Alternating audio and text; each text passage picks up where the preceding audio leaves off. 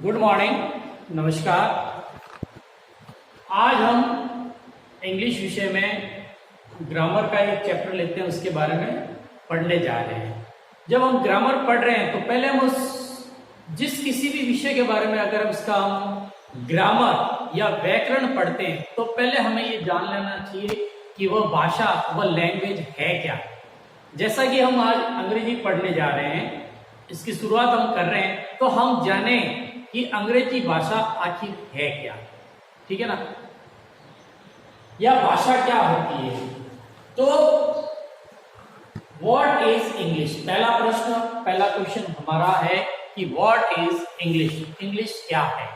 तो सीधा या सरल भाषा में कहें हम तो अंग्रेजी एक भाषा है, इंग्लिश इज अ लैंग्वेज। इसका उत्तर इस प्रकार दे सकते हैं, इंग्लिश इज अ लैंग्वेज।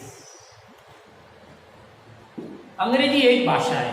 हर भाषा, हर विषय के अपने अपनी या अपने अपनी जो है एक भाषा का स्तर होता है। उसी प्रकार अगर हम आगे बढ़े, इसी में जाने हम, every language has an alphabet.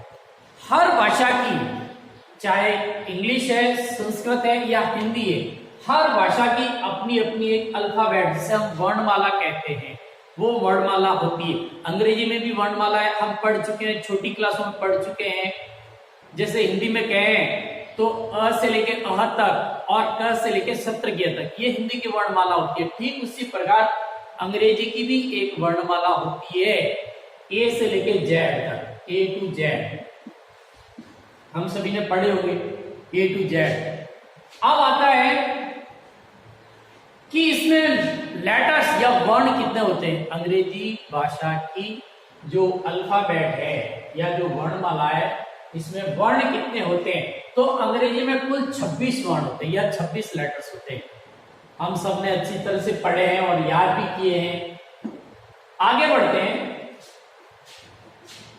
इसमें लेटर्स कितने प्रकार हैं, वर्णों के प्रकार कितने हैं। जब भाषा का ज्ञान हम पढ़ रहे हैं या किसी पर्टिकुलर भाषा के बारे में पढ़ रहे हैं तो ये जानना बड़ा जरूरी है कि उसमें वर्णों के प्रकार कितने होते हैं। जैसे अंग्रेजी में होते हैं स्वर और व्यंजन होते हैं, अ से लेकर अह तक, ये जो होते हैं स्वर होते हैं, और क से लेकर सत्रज्ञ तक जो होते हैं ये व्यंजन होते हैं। ठीक उसी प्रकार अंग्रेजी भाषा में भी there are two kinds of letters, यानी वर्णों के दो प्रकार होते हैं। कौन कौन से होते हैं। पहला होता है वोवेल्स, जिसे हम स्वर कहते हैं, और स्वर जो होते हैं वो 5 होते हैं कुल। अंग्रेजी भाषा में कुल स्वर जो होते हैं वो 5 होते हैं, ए ई आई ओ यू। अब इनका उपयोग आगे कहाँ कहाँ किया जाएगा, इनके आगे क्या लगेगा, वो बात की बात है, हम आगे के चैप्टर में पढ़ेंगे। शेष सभी जो 21 रह गए हैं वर्ड, वो सारे कॉन्सोनेंट्स होते हैं, जिन्हें हम व्यंजन कहते हैं। ये 21 होते हैं। आगे बढ़ते हैं, इसी चैप्टर में हम जब जानेंगे अगला जो हमारा इससे संबंधित या रिलेटेड जो विषय या टॉपिक आ रहा है वो आता है हाउ टू राइट नेम, हम नाम कैसे लिखें। तो इसी को जोड़ते हुए हम नाम लिखना भी सीखेंगे।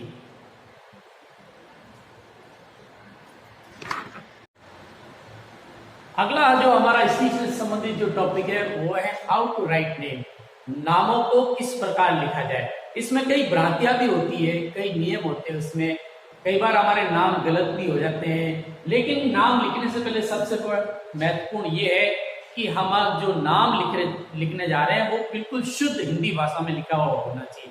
अगर हिंदी में शुद्ध नहीं लिखा हुआ तो नाम सही से नहीं लिखा जाएगा। शुरुआत करते हैं, इसका पहला रूल्स यही है, नाम लिखते समय कॉन्सोनेंट के बाद में यानी व्यंजन के बाद में कोई ना कोई स्वर जरूर आता है, और अगर होता है तो नहीं होता है तो भी उसके बाद में स्वर कई नामों में नहीं लिखा जाता है। ये हमें ध्यान रखना होगा कि हर कॉन्सोनेंट्स के बाद में स्वर आता ही आता है। जिस प्रकार हिंदी की वर्णमाला हम लेते हैं तो हिंदी की वर्णमाला में जिस प्रकार क होता है तो हम वर्णमाला देखते हैं तो नीचे हलंत होता है। जब तक इसके साथ में कोई स्वर नहीं जोड़ा जाएगा यह पूरा नहीं होगा, पूर्ण नहीं होगा। ठीक उसी प्रकार अंग्रेजी में भी जब हम कोई नाम लिखने जाते हैं तो कॉन्सोनेंट्स के बाद में कोई न कोई स्वर जरूर लगेगा, तभी वह वर्ण जो है पूरा या लेटर वो पूर्ण होगा, नहीं तो अपूर्ण होगा, सही नहीं होगा। चलिए आगे बढ़े।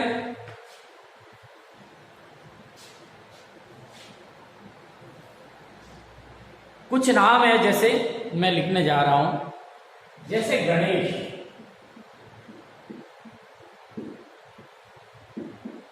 अब नाम लिखने से पहले सबसे महत्वपूर्ण ये बात है कि हमने अंग्रेजी में जो भी बारहणी है या वर्णमाला है वो लिखनी आनी चाहिए। अगर याद है तब भी हम उन नामों को ठीक से लिख पाएंगे, नहीं तो हमारी ग्रामेटिक मिस्टेक या गलतियां जो है होती रहेगी, हम ठीक नहीं लिख पाएंगे। गणेश है तो ग को जो है इसको जी से व्यक्त करते हैं, और ये आधा है, मैंने पहले बताया था कि हर कॉन्सोनेंट्स के बाद में व्यंजन आएगा, सॉरी हर कॉन्सोनेंट के बाद में स्वर आएगा, तो इसके बाद में ये ए लग जाएगा, तभी ये पूरा होगा। ये लग गया। उसके बाद में दूसरा जो लेटर है वो है ण। ण को एन से व्यक्त किया जाता है, तो एन आ गया। ऊपर मात्रा देखिए ए की मात्रा है, और ए की मात्रा को ई से व्यक्त करते हैं, तो यहाँ आ जाएगा ई। और ये जो है श शंकर वाला है, इसको एस एच से व्यक्त किया जाता है। ये हमारा नाम हो गया गणेश। जैसा कि मैंने पहले ही बताया था कि कईयों में जो है इसके बाद जो है अंत में नहीं लिखा जाता है, ये अपूर्ण होता है, लेकिन फिर भी इसमें नहीं लिखा जाएगा। कहाँ लिखा जाएगा स्वर? इसकी कंडीशन एक और है, जहां वो आगे हम आपको बताएंगे इस बारे में। जैसे अगला एक और नाम है, जैसे चौहान।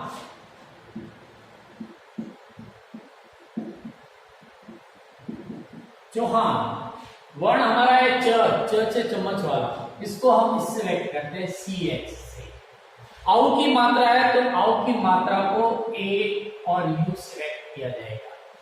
इसके बाद में ह है तो इसको एच से, और उसके बाद में आ की मात्रा है तो ए। अब यहाँ गलती कई लोग करते हैं, आ की मात्रा है तो डबल ए कर देते हैं। डबल ए नहीं होगा यहाँ पे, क्योंकि स्वर के साथ में दूसरा स्वर कभी नहीं लगता है, ये ध्यान रखना। इसलिए यहाँ पर कभी भी बैंकर गलती ये कभी मत करना कि डबल ए नहीं, ये गलत है। इसीलिए क्यों? क्योंकि ये स्वर है और स्वर के साथ में दूसरा स्वर कभी नहीं आता है।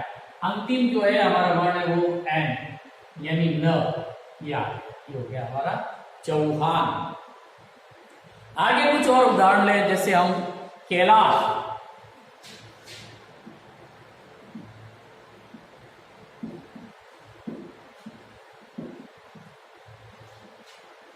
पहला हमारा लेटर है क, जिसको हम के से व्यक्त करते हैं।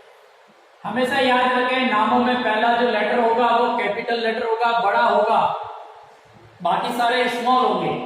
अब आई की मात्रा है, आई की मात्रा को ए और आई से व्यक्त किया जाता है, तो ये हो गया कई।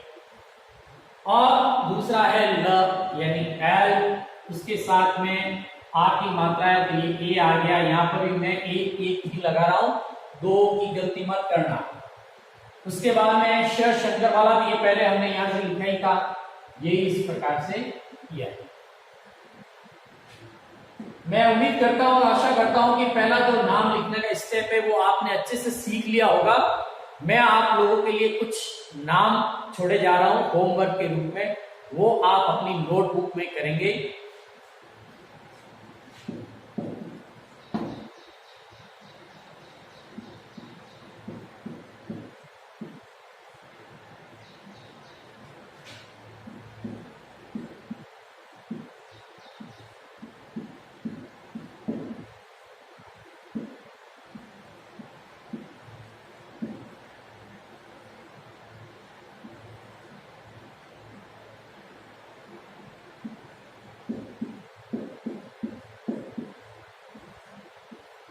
ये आप अपनी नोटबुक में करेंगे होमवर्क गृह कार्य। धन्यवाद, आज के लिए इतना। Thank you.